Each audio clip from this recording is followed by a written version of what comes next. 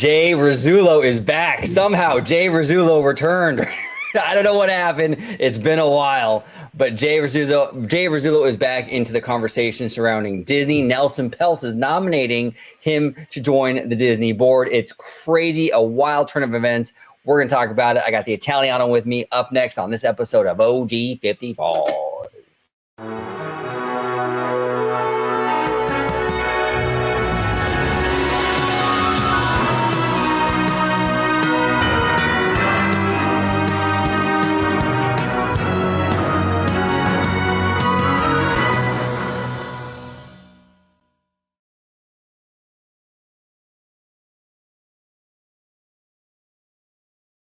Welcome aboard, everybody, to another episode of Orange Grove 55. We're talking all about this Nelson Peltz drama. And it's crazy now because now they got the ex-CFO and parks chief on board, Jay Rasulo.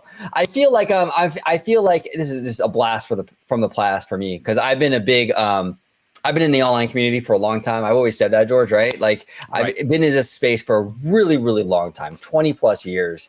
And since I remember AOL dial-up, baby. Since the AOL dial-up, baby. And I remember all the conversations about Jay Rasulo. Believe me, and there were plenty of them back in the day with Al Lutz and Mice Chat and the whole thing. It was crazy. And we're actually going to showcase a Mice Chat article today. But George, before we dive into anything, I want to introduce you. If you could let everybody at home know where they could find you on social media. Absolutely. You could do so on X, formerly known as Twitter, at Disney George. You could also find me on Instagram under the Disney Italiano. And of course, you'll find me here on my home base at Orange Grove 55 with Citrus Corner, with all that sweet, juicy, but sometimes sticky Disney news at info. And yeah, I have to agree with you, brother. This is wild. It's like if we thought that things couldn't go any more stranger, like it just happened today. And this is one big Disney soap opera. It really is. And we'll break it down for you folks of why this is a big soap opera. Yeah, it is. It's kind of, I mean, it's very serious because this is like what direction the company's going, but in a kind of a playful way, it's kind of amusing in a sense of how like they make these decisions. Well, Disney has historically, as long as I've been alive, loves drama like this. Like in terms of the executives and everything, it's always drama. Like the CEO successions and stuff, it's always been really messy, at least since I've been around, you know. Hey, you know, they're continuing that fantastic tradition. I think honestly they would have a boost of ratings and they could showcase it on ABC. I know it's not on ABC, but they could have a special Disney edition of Survivor. Put them all on the island. Yeah, exactly. And see who gets voted off, and whoever is left gets a seat on the board. Yeah, exactly. Actually, it's not a bad idea, man. That'd actually be pretty good. All right, let's dive into this, brother. This is crazy. This is from the Hollywood Reporter. Disney activists fight escalates as Nelson Peltz nominates former CFO Jay Rasulo for a board seat. So it says here, Disney's former CFO, who left the company in 2015, says, quote, "The Disney I know and love has lost its way." So I'm going to kind of set the table just a little bit, then we're going to talk about this. But it says here that Jay Rasulo, who was once seen as one of Disney CEO Bob Iger's heirs or heir apparent at the company, has been nominated for a seat on the company board by Trian Partners. As expected, Trian also nominated its founder, Nelson Peltz, for a board seat as it officially kicks off a new proxy battle with the company. It's not clear which current Disney board members Trian will seek to replace. And it says here, quote, "The Disney I know and love has lost its way," end quote, says Jay Rasulo in a statement. "As independent voices in the boardroom, Nelson and I are confident that the combination of my decades of experience at Disney, Nelson's significant boardroom skills and history of driving positive strategic change, and our combined consumer brands expertise and financial acumen will be additive to the Disney board." Okay, so here is my initial thoughts. Then I'll go to you, George. Okay, I just want to here. Okay, there's a couple things going on here. Number one, I actually think this is a smart move by Nelson Peltz to kind of bring in a former Disney veteran. I think it's a smart move for that fact. I think that when you kind of go into these things, it's a very hostile it's a proxy battle. It's a hostile thing, and you're going in here. So when you have a familiar face, someone who was with the Walt Disney Company, Jay Rasulo has been with Disney for 30 years. When he left in 2015, he was there for 30 years. So I think from Nelson Peltz's perspective, and from a strategic perspective, I think this is actually pretty smart. Now, this is where I kind of differ a little bit. Peltz was talking about, it's time for like a fresh perspective. Okay. I respectfully disagree with him on that. Rasulo was at Disney for 30 years. Okay. He is a lifer. And a lot of the time that he was at the company, Bob Iger was there right along with him. So this is not a fresh perspective. This is a entrenched Disney lifer, essentially. I know he hasn't been there since 2015, but this is a Disney lifer. This is somebody that was there for such a long time through all this stuff. And to bring him on and pretend like he's not that, right? And pretend like this is a fresh perspective. He's not a fresh perspective, in my opinion. But go ahead, George. What are your early initial thoughts on this decision? So I think we have to keep an open mind about all of this. I think if we kind of go in this already with like a negativity type of notion where it's like, oh, Peltz is going to take over, Disney and everything. Well, right now, nothing's being moved. The needle's not moving. Right. Yeah, nothing's official, with Iger or DeMauro or who's even going to be taking Iger's place after 2026. So honestly, I think some risks need to be taken forth. And Disney is known. The company was built on risks all the way back from Walt Disney himself.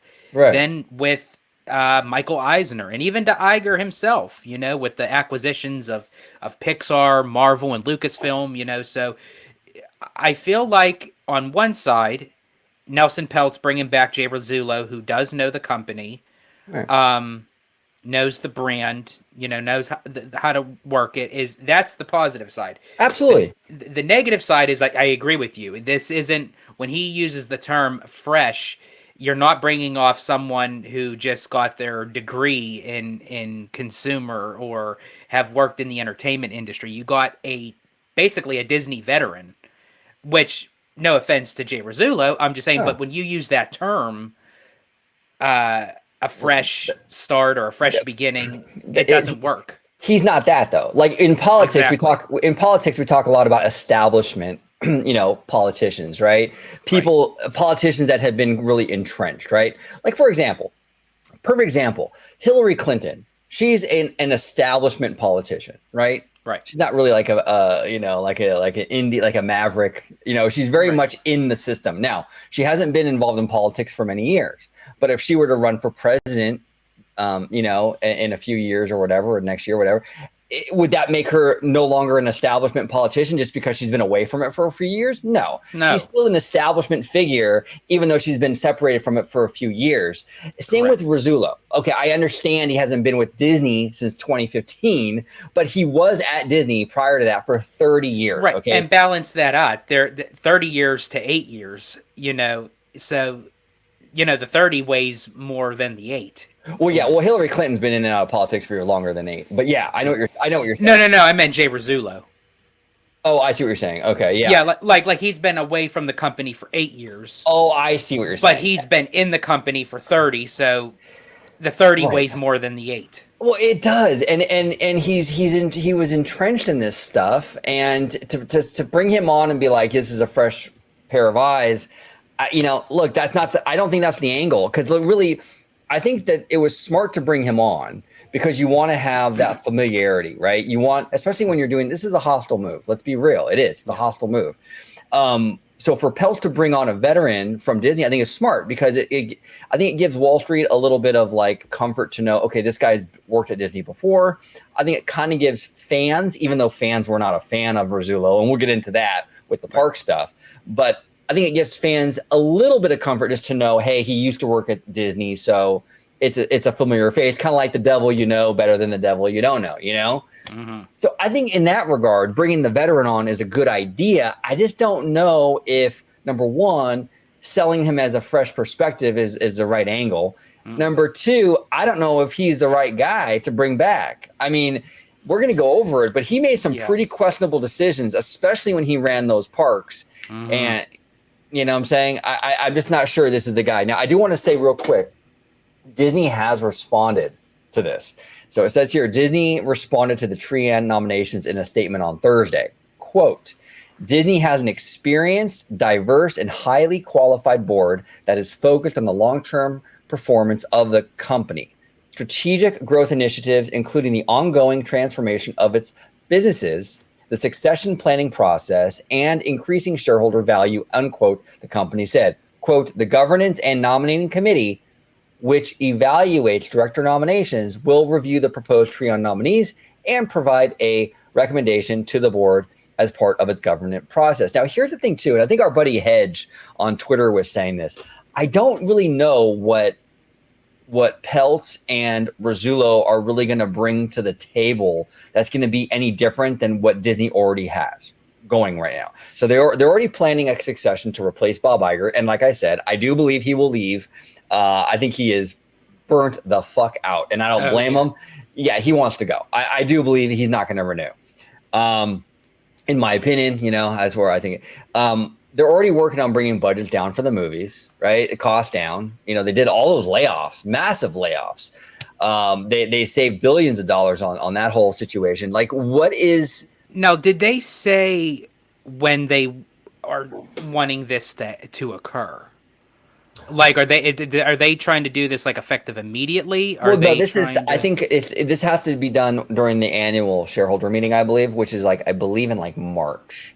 Okay. So this is just kind of like they're basically at this point it's basically a PR fight until that vote. Right. Until March. But I mean that's not that far off. That's only like 3 months, you know, from now. So I mean I could understand where Peltz is sort of kind of coming from, but wouldn't they rather just kind of hold off and wait in the wings and see like where this is going to take the company, like as time goes on, and then as Iger is about to leave in 26, or or unless they have a bigger agenda, you know, to try to get Iger out before 2026. Yeah, and I don't really know what are they going to offer that's going to change the equation. I mean, they're already working on streaming, trying to make that profitable, you know, by next year, 2020. Honestly, brother, you know, in my honest opinion, this is, and I'm going to get a little bit political here. Yeah. Just like with the Democratic Party and the Republican Party. Right. They both go at each other to kind of one-up one another, especially like during like a debate or like when, you know, for the votes of the people and what have you. And here we are stuck in the middle where it's like, well, one side's saying, yeah, we're going to do this, this, and this. And the other side's we're doing this, this, and this. And yet it does absolutely nothing because they're not necessarily focused on what's good for the people. Right. This is sort of kind of like the same thing. You have Peltz and Rasulo and Perlmutter and Musk and all these people over here. And then you have Iger and the already current board members and the rest of Iger's team tomorrow. And they're kind of like going back and forth. But then here's the company that's sitting in the middle. So they're kind of going back and forth with each other. Okay, I'm going to one-up you with this. I'm going to one-up you with that. But essentially, I don't think either side is really necessarily focusing on the good of the company. And it really should be. No, I see what you're saying. Absolutely. The company is sort of the collateral damage while these entities fight each other, you know, and it's sad. Now, here's the thing, too, and this is a big element of this, and I know a lot of people who support Peltz and that side are probably going to say we're wrong or whatever. And I don't, look, I want to make it very clear, like, I'm not against change on the board. You know, I even said, like, you know, it's been a year. I mean, it's kind of fair game to judge Bob Iger at this point in his performance, you know? But at the same time, I just don't know if Peltz and Perlmutter and these people that I just don't know if they're the right people to do it, right? So I think that, like, I understand, like, Wall Street and even fans are frustrated with Disney and the direction Disney's going in. But just because you have a problem doesn't mean that anything is a solution. And what I mean by that is just because we have an issue doesn't mean that any person that comes in and wants to come in and fix it doesn't mean that they're necessarily the right person for it. Right, because their fix may be even worse, a more deeper situation. Yeah. It might even be worse. You just don't know. So just because we need help or we need solutions doesn't mean that any solution is the right solution. So That's like if your house is on fire, you know, you're not going to call the butcher. Right. You know? Yeah, I need someone to put the fire out.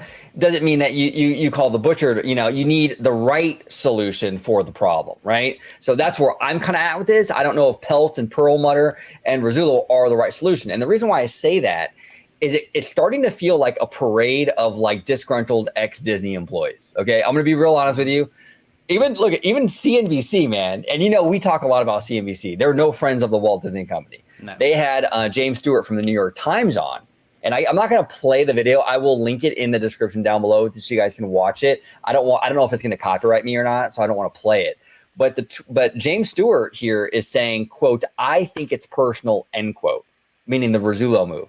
I think it is too. Look, it is. Yeah, well, Jay Rasulo was on the short list to become the CEO when Iger left the first time, and Chapek ended up getting it. So Iger passed over Rasulo. Obviously, there's going to be sour grapes there. You know what I'm saying? So now he wants to come back and kind of settle a score, in my opinion.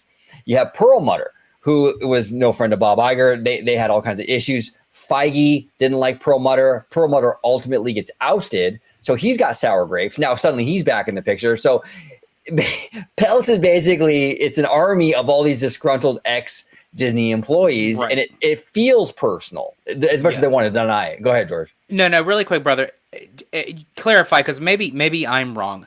I thought Jay Rasulo left the company before Iger left the first time. He did. Right. He did. But he left because Rasulo was in the running for that CEO position, and then when it became clear that he wasn't going to get it, he left, and that's typical for these executives. And then that's when Staggs came in, because Rasulo sold all his shares, and then Staggs came in as the park's chairman. Oh no, Rasulo didn't leave. No, Rasulo didn't leave with that. No, he left. He left after the fact. He left after Staggs. Yeah, gotcha. Rasulo left when he found out he wasn't gonna get that CEO spot. He left. Okay. It was clear that he wasn't gonna get it. Wait, actually hold on. Maybe you're right. No. This is I thought when Rasulo, because Rasulo was chairman of the parks from 2005 to 2009. Right, and then from 2010, and then he left in 2015. Okay, you're right. And then Staggs came in. Staggs was the one that was supposed to get the CEO position. And then they passed over him too. They passed over him. He left. Then Iger gave it to Chapek. Chapek got fired. Iger comes back. Here comes Nelson, Peltz, and Perlmutter, bringing back Jay Rasulo, who had left after selling all his shares before Staggs came on. And thus, ladies and gentlemen, the Disney soap opera. No, exactly. That's exactly it.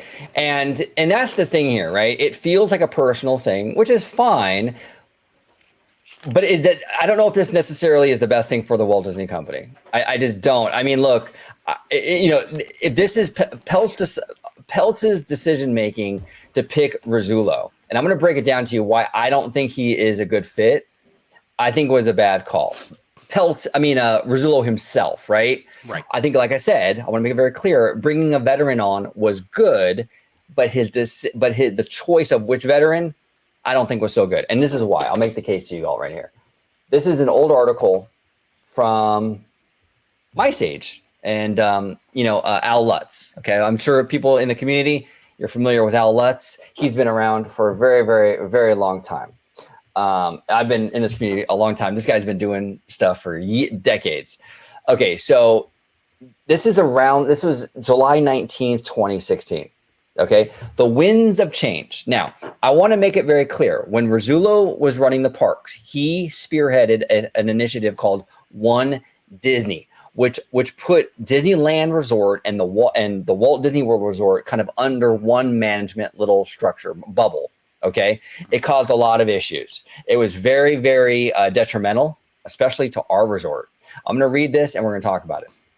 Okay, so it says here, last Thursday morning, a massive reorganization swept through the Disneyland Resort, kicked off by a mandatory 9 a.m. meeting in the Disneyland Opera House for all the theme park managers in the operations department. Now that the dust has settled, it's clear that this huge reorg has effectively ended the ill-conceived one Disney structure dreamed up by former Parks chairman Jay Rasulo back in 2008, which centralized most decision-making power in Orlando. So Orlando was making decisions for Anaheim. Now, these are two very different animals, Orlando and Anaheim. So you can see where that could lead to problems. I'm going to continue. Give me just a moment. Give me just a moment. Okay. It's a shame it took this long for Anaheim to pry itself away from the clueless corporate hive out in Orlando, as there have been several key decisions made in the last few years, remember, under one Disney, spearheaded by Jay Rasulo, the guy that Peltz picked, okay? A few key decisions made in the last few years that could have benefited Anaheim had the new executive structure already been in place back then. An example is in early 2015, a decision to cut the planned third attraction from Star Wars Land because the Orlando suits didn't want to pay for it. The third ride was to be a unique internal transport system that would have had riders sitting on carriages attached to giant autonomous bantha-like animatronics who would have grunted and trundled along an elevated roadway, taking visitors on a grand circle tour of the entire land, sort of across between Main Street's horseless carriages and the People Mover weaving through Tomorrowland's building. This ride would have offered a unique view to the land, yada, yada, yada. So we lost that because of the stupid One Disney initiative, okay? But we'll go on.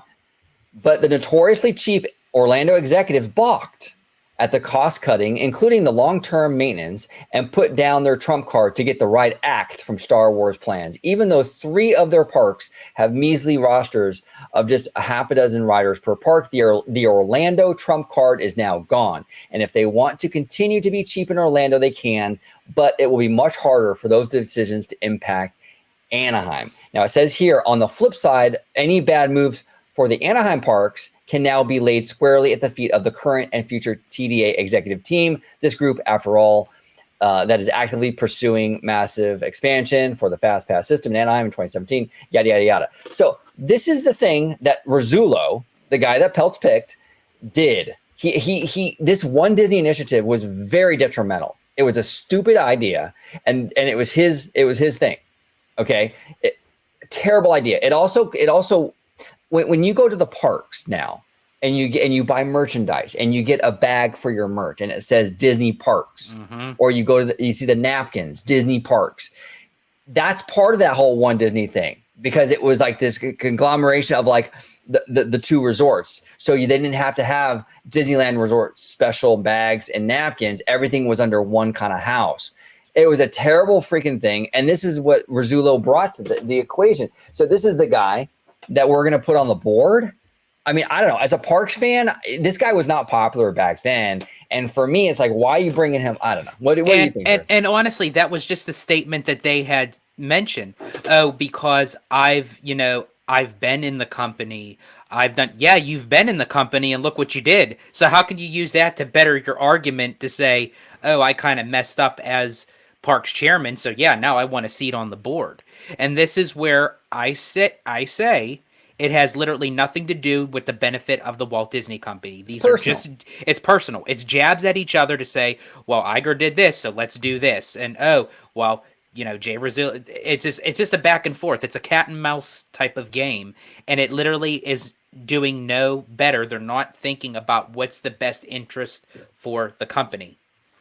Yeah, no, 100%. So Rasulo was the parks chief from October 2005 until December 2009. Okay, so let's break that down, right?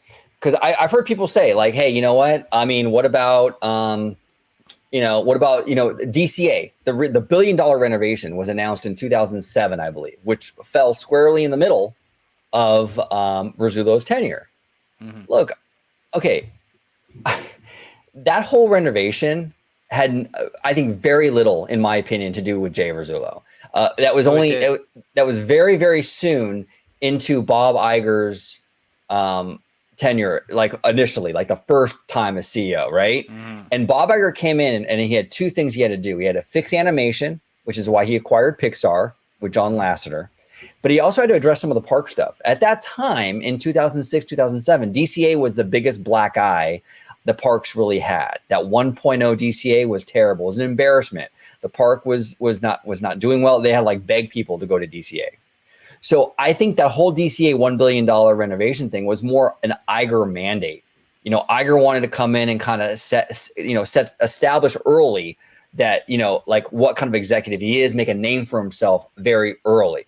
So that was a Burbank, in my opinion, a Burbank mandated thing. Iger needed DCA to be renovated and changed and be a success. That was not a Jay Rasulo thing, in my opinion. I think Jay Rasulo had very little to do with that. Yeah. Jay Rasulo was the guy who said, yes, boss, I'll do it for you. You know, and if he did have anything to do with that, for sure the original concept pretty much got scrapped when Jay Rasulo went through the exit door. Because I agree with you, as far as the DCA 2.0, there were 3 people that I remember spearheading that project, and that was Iger, Staggs, and Lasseter, because Lasseter was also appointed chief creative officer for WDI at that time. I think that was the title, or chief something, chief consultant. It was like a consultant for for WDI. Those 3 people kind of spearheaded the DCA 2.0 because Lasseter got his hands on with Cars Land, and then Staggs was the chairman of the parks who took over. After... Oh no, Staggs. Yes, he took. You're right. He took over in 2010. Yeah. So I think whatever initial concept that Rasulo had with the initial DCA 2.0, I can bet that there was very little that they kept, because even to the projects that he was part of with the new Fantasyland at Magic Kingdom, majority of that was all princess meet and greets. Well, yeah, Tom Staggs had to clean up that mess. The story behind that whole thing was, it was like you said, it was a princess hall, like a meet and greet. And Tom Staggs, when he came in to replace Rasulo, said, "Well, what am I?" Because I guess he has young boys, young sons. I think he had 2 young boys. Yeah, and he's like, "What are my kids gonna do?" And that's when he suggested, "Can you come up with something?" And that's how we got the mine train, right? Which is fantastic. I went on that for the first time this past summer. Right. So basically, what it was Cinderella's friend Chateau, which was supposed to have a meet and greet for Cinderella, and then the cottage in the forest for Sleeping Beauty. Those 2 meet and greets essentially became what is the Seven Dwarfs Mine Train. Pixie Hollow was then removed and became Storybook Circus, which they were going to do the expansion of Dumbo anyway, but it was supposed to be just Dumbo kind of set aside, like right next to Pixie Hollow, but Pixie Hollow got scrapped and it just became a whole entire Storybook Circus, I think adjacent to what they were keeping when for Mickey's Toontown Fair that it used to be. And then they still needed a princess meet and greet, so because it was, even though it was the 7 Dwarfs, but it was Snow White themed, they took the Snow White Scary Adventures attraction out, and that's what became now the Princess Fairy Tale Hall, where you can now meet various Disney princesses. Yeah. Tom Staggs was the MVP, man. That guy, he absolutely crushed it as a CFO, and he crushed it he crushed it also as the parks chief. Yeah. I mean, that's why I wish he would become the next CEO of the Walt Disney Company. I rooted for him at the time. Right. I thought for sure, and honestly, the board screwed him. And he had every right to be pissed off, and he walked out. Yeah, I tell you what, if Peltz, if you brought, and I know he can't, because now Tom Staggs is officially, and Kevin Meyer, they're both officially consulting Iger on like linear TV and all that stuff. But let's just say hypothetically, right? Let's just say that Peltz brought Tom Staggs on board. I'm going to nominate Peltz, and we're going to nominate Tom Staggs to the board. I would support that decision 1,000%. Mm-hmm. So this isn't like it's not just OG being like I'm a Peltz hater. I'm not a Peltz hater. If Peltz can bring something to the table and improve the Walt Disney Company, I'm all ears. I'm very open-minded. But Rasulo did not. He was not super successful in what he did. Not to say he didn't have successes, but the fans didn't really like him. There were a lot of things that Tom Staggs had to clean up with him, like you said, with New Fantasyland and things like that. I'm sorry, as an executive, I wasn't impressed. Now he's going to sit on the board if he gets it. That's more of a finance position, obviously, right? So maybe he'll crush with that. I'm not really sure. I don't know. But as an executive with the parks and what we've seen, the One Disney initiative, which is, that's for me, that kind of showcases his kind of decision making abilities there. It's such a dumb idea, man. Such a dumb fucking idea. And that's the guy you want to put on the board. I don't know. I'm sorry. I'm not impressed. You would have had Tom Staggs on there or even Kevin Meyer. I would have been on That's board. doing good by the company. I would have been Making a on board. decision like that is doing good for the company in the long run. Yeah. As this was, I'm sorry to no harsh feelings towards Jay Rasulo. The decision by Peltz was only to take a jab at Iger. Well, it is, and that's why the Perlmutter thing it's so obvious, man. Yeah. It's so transparent. And then now you have Rasulo, who was also, passed over, for the CEO job. It's like I said, it's a parade of disgruntled ex-employees, and look, Disney has been making moves with their board lately. They just had 2 appointments. One of them is a Morgan Stanley executive. They're making moves. They got that Hugh Johnston guy from Pepsi. He's going to come in and be the new CFO, I think, next month. I just don't understand what Peltz and Rasulo bring to the table here. What are they gonna do that's gonna be much different than what they're already doing right now? The dividends are back, right? What are you gonna do? I don't know, man. I really don't. We'll see. It's the funniest thing though, dude, is that you're right. This is such a soap opera. Like Disney has a history of this where it's like they can never just transition. Yeah. No, there's always drama tied to it. There's always drama, man. I mean, I remember Bob Iger was saying how even the first time, how the transition is the succession plan. The first time was really important to him. I want it to be smooth. He botched the hell out of that, with Chapek. And now this succession plan is rocky, very rocky. You got this proxy fight and the whole thing. We'll see, man. I'm not a doom and gloomer. Like I do think that like ultimately it will shake out and be fine, but it's concerning. It's very concerning. It's concerning and it's stressful because this is very important. You know what I'm saying? This is the future of the company, the heart and soul of the company. So I think it's one of those things where you really have to get it right. And we don't have Roy Disney, the nephew, anymore. We had him back in the Save Disney campaign in like 2004, 2005. We don't have him anymore, unfortunately. We don't have that. We don't have that family member in there, fighting for the company like we used to, and that's unfortunate. But we'll kind of see. But yeah, Peltz. Look, like I said, I give Peltz credit. I think that getting a veteran on there, a Disney veteran, good move, smart move. You just picked the wrong veteran, bro. Yeah.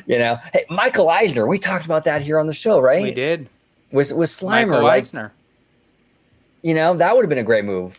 But the thing with Eisner is, I don't think he would like screw over Bob Iger like that. Like if Bob Iger asked him, he probably would. Right. But like that's what I'm saying. It was only the intention of who can I pick that would piss off Iger and kind of like just kind of throw it like right in his face. Oh yeah, I'll get Jay Rasulo. Well, because Jay Rasulo was down to do it. He was down to do it because Peltz would probably pick Michael Eisner if Michael Eisner was down to talk shit too, But Michael Eisner's not that guy. He's not going to do that. So Rasulo, he's pissed off. He didn't get the CEO position, and oh yeah, I'll do it. And Rasulo even in the article was saying that Bob Iger has underperformed since 2005. Are you kidding me? How? Are you kidding me? Look at this, dude. This is nuts, man. Let me see. I'll pull it up. Give me just a second. God.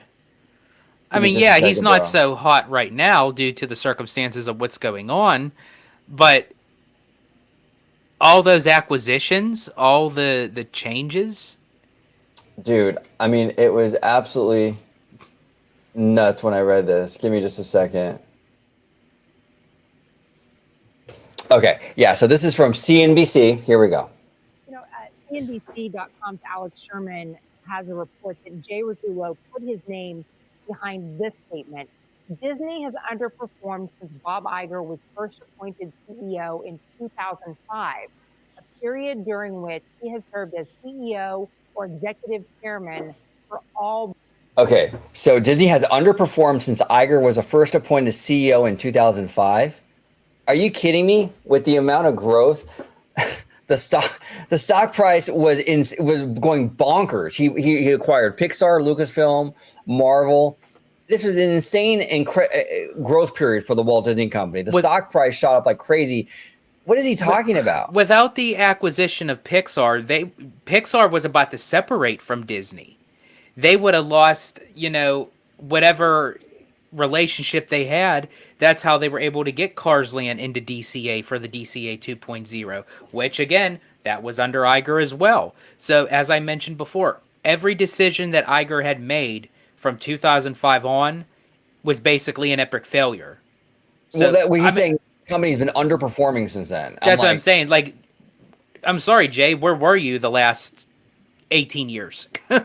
I'll repeat the statement. It says, quote, furthermore, Disney has underperformed since Bob Iger was first appointed CEO in 2005, a period during which he has served as CEO or executive chairman for all but 11 months. I find that extremely...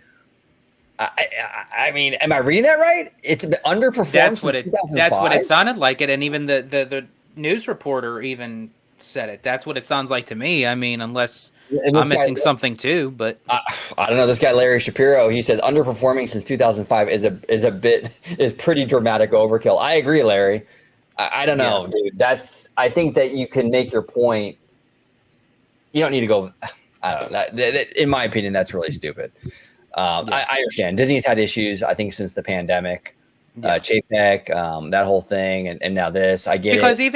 even fans, people are saying let's get back to 2018, 2019. They're not saying let's go back all the way to 2004.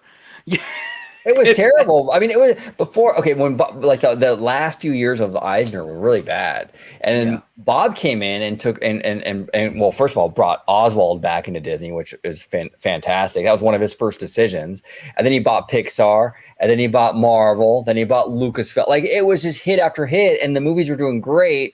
The parks were on fire. We got the $1 billion expansion, which Rasulo had nothing to fucking do with. I own that statement. I'm telling you right now, that was a Bob Iger mandate. But they were doing good. Like when we hit like 2010, when Stags was running those parks, really good stuff.